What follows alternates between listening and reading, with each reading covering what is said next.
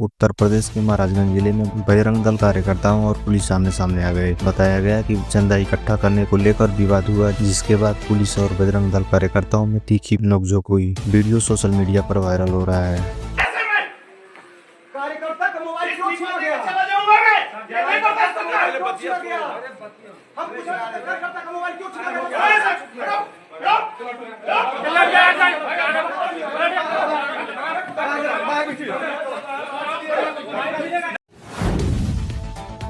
Bengaluru railway station का एक video social media पर वायरल हो रहा है। इसमें ड्यूटी पर तैनात एक गार्ड अचानक प्लेटफॉर्म से ट्रैक पर गिर गया। जानकारी के अनुसार गार्ड लगातार 16 घंटे से ड्यूटी पर था और थकान के कारण चलते चलते सो गया। गहरी नींद में होने की वजह से उसे पता भी नहीं चला कि कब वो ट्रैक पर आ गया।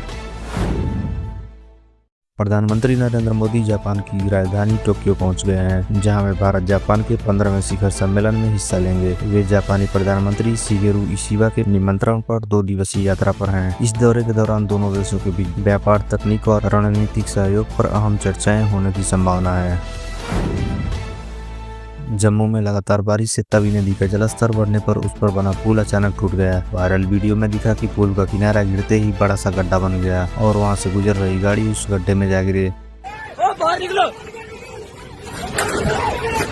निकालो, ओ बाहर आ जाओ, बाहर आ जाओ, ओ बाहर निकलो, ओ निकल जाओ, ओ गाड़ी छोड़ो, ये बाहर निकलो यार, ओ बाहर निकल यार, ओ बाहर निकल, बाहर निकलो, बाहर गाड़ी छोड़ो, बाहर निकलो, ओ पीछे आ जाओ, पीछे आ जाओ, गाड़ी छोड़ो, पीछे आओ, ओ पीछे आ जाओ,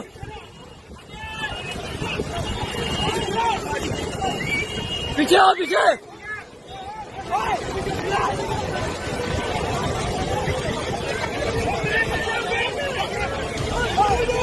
पीछे आ जाओ, पीछे। सोशल मीडिया पर एक अनोखा वीडियो वायरल हो रहा है, जिसमें फोन पर अश्लील गाना बजने पर पास में बैठा सांप अपनी जीभ से फोन बंद कर देता है। लोग इसे संस्कारी सांप कहकर मजाकिया अंदाज में वीडियो शेयर कर रहे हैं।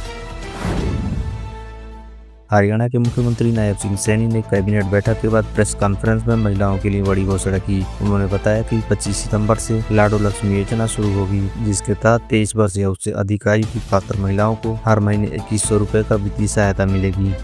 सरकार का दावा है कि इस योजना में महिलाओं को आर्थिक मजबूती मिलेगी। बिहार के उप मुख्यमंत्री सम्राट चौधरी ने भागलपुर जिले में सड़क और पुल निर्माण को लेकर बड़ा ऐलान किया है। उन्होंने बताया कि पिपरौती प्रखंड में 23.36 करोड़ रुपए की लागत से एक उच्च स्तरीय आरसीसी पुल बनाया जाएगा। उन्होंने कहा कि सरकार पूरे प्रदेश में सड़क और पुलों का विस्तृत नेटवर्क खड़ा कर रही है। मारुति सुजुकी इंडिया के चेयरमैन आर.सी. भार्गव ने अमेरिकी टैरिफ के मुद्दे पर बयान दिया है। उन्होंने कहा कि भारतीय उत्पादों पर 50% शुल्क के खिलाफ देश एकजुट होकर खड़ा होना चाहिए और किसी भी तरह के धौंस के सामने नहीं झुकना चाहिए। कंपनी की 44वें एजीएम में उन्होंने भारतीयों से अपील की कि आत्मसम्मान और गरिमा बनाए रखने के लिए मजबूती से खड़े हों। योगी सरकार ने 1 से 30 सितंबर तक यूपी में सड़क सुरक्षा अधिनियम नो हेलमेट नो फ्यूल चलाने का फैसला लिया है। इसके तहत बिना हेलमेट पहने दोपहिया वाहन चालकों को पेट्रोल पंप पर ईंधन नहीं मिलेगा। सरकार का मानना है कि इस कदम से लोगों को हेलमेट पहनने की आदत पड़ेगी और सड़क हादसे में कमी आएगी। आईटी मंत्री अश्विनी वैष्णव ने बड़ा ऐलान किया है। जल्दी बाजार में भारत का पहला made in India semiconductor chip आने वाला है। उन्होंने कहा कि यह कदम आत्मनिर्भर भारत अभियान की दिशा में महत्वपूर्ण मील का पत्थर साबित होगा। इससे भारत की इलेक्ट्रॉनिक्स और टेक्नोलॉजी सेक्टर को मजबूती आएगी और विदेशी आयात पर निर्भरता घटेगी। डीएन स्पेस एसोसिएशन ने सरकार को पत्र लिखकर टेलीकॉम कंपनियों के लिए एक समान लाइसेंस नीति की मांग की है। संगठन का कहना है कि अलग अलग सेवाओं के लिए अलग अलग लाइसेंस लेने की मजबूरी कंपनियों पर अतिरिक्त बोझ डाल रही है। एक ही लाइसेंस नीति से पारदर्शिता बढ़ेगी और डिजिटल इंडिया को मजबूती मिलेगी। अमेरिकी वायुसेना के F-35 फाइटर जेट में उड़ान के दौरान अचानक तकनीकी खराबी आ गई। पायलट ने करीब 50 मिनट तक इंजीनियरों से फोन पर मदद ली, लेकिन समस्या हल न होने पर उसे मजबूरी में विमान से कूदना पड़ा। जापान के प्रमुख व्यापार वार्ताकार शियोशी अजाकावा ने अमेरिका का प्रस्तावित दौरा अचानक रद्द कर दिया है। यह दौरा 550 अरब डॉलर के निवेश पैकेज को अंतिम रूप देने के लिए तय था, लेकिन अब इसमें देरी हो सकती है। यह पैकेज अमेरिकी टैरिफ बढ़ोतरी को संतुलित करने के लिए प्रस्तावित किया गया था। उत्तर प्रदेश के जौनपुर में बीएसपी के पूर्व सांसद और बाहुबली उमाकांत यादव को बड़ी राहत मिली है। हाईकोर्ट ने सायागंज जंक्शन पर 30 साल पुराने जीआरपी हत्याकांड में मिली उम्र कैद और जुर्माने को सस्पेंड कर दिया है। इस फैसले से उनके समर्थकों में खुशी की लहर है। अमेरिका ने भारतीय निर्यात पर 50% टैरिफ लगा दिया है, लेकिन भारत ने इसका जवाब रूस से कच्चे तेल का आयात बढ़ाने की तैयारी से दिया है। सितंबर महीने में रूस से अतिरिक्त क्रूड ऑयल आयात करने का फैसला लिया गया है। विशेषज्ञों का कहना है कि यह कदम भारत को ऊर्जा सुरक्षा देने के साथ अमेरिकी दबाव से बचाने में भी मदद करेगा। दिल्ली के उपराज्यपाल की अधिसूचना के खिलाफ पिछले 6 दिनों से जारी वकीलों की हड़ताल खत्म हो गई है। केंद्रीय गृह मंत्रालय से आश्वासन मिलने के बाद नई दिल्ली बार एसोसिएशन ने हड़ताल स्थगित करने की घोषणा की है। वकीलों ने गृह मंत्री अमित शाह के प्रतिनिधि से मुलाकात कर अपनी मांगे रखी। कर्नाटक केरल सीमा पर तलपड़ी में दर्दनाक सड़क हादसा हुआ, जिसमें 5 लोगों की मौत हो गई। मृतकों में एक 10 साल का बच्चा और उसकी मां भी शामिल है। यह हादसा तब हुआ जब कर्नाटक रोडवेज की बस का अचानक ब्रेक फेल हो गया और बस ने ऑटो रिक्शा को टक्कर मार दी।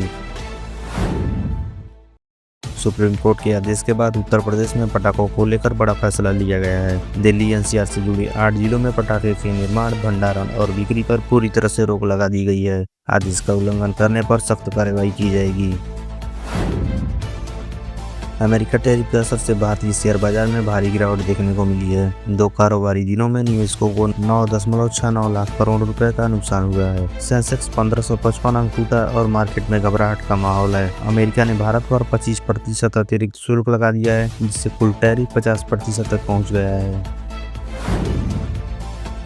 बिहार चुनाव से पहले स्पेशल इंसेंटिव रिवीजन यानी SIR को लेकर विवाद गहराता जा रहा है। चुनाव आयोग ने 3 लाख वोटरों को नोटिस भेजा है, जिनके दस्तावेज अधूरे या गड़बड़ पाए गए हैं। इन वोटरों को 7 दिनों के भीतर जवाब देना होगा। विपक्षी पार्टियां इसे जनता को डराने की साजिश बता रही हैं।